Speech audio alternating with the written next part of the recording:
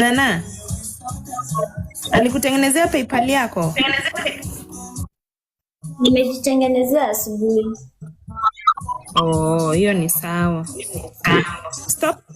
Stop crying, mama. Hiyo food yako, run away from such a man. Run, huyo si mwanaume. Wewe ni baby girl, uko supposed kutreatiwa vizuri. Kama jamaa anakuambia jitegemee food. Yeah. Na by the way, umepata crowd. Badala ya kulia, just go na utumie hiyo opportunity that amekuweka kwa space ya TikTok. At least now people have known you, ujijenge. Yeah.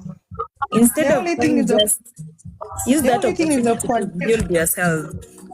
Niza kuadvise kama msana yetu kwamba learn how to talk to your gifters vizuri, waongeleshe vizuri, watakusupport.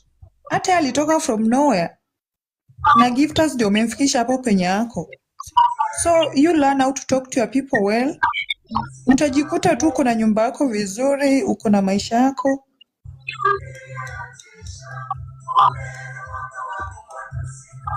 Sawa.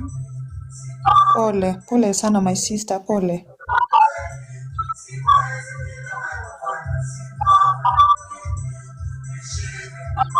Hata tu better tu nimwachie peace of mind. Kama unajua labda yeye, unajua si kila mtu yote anajua eti hiyo mambo ya kushout kwa TikTok eti ni gift nifanyie nini, si kila mtu.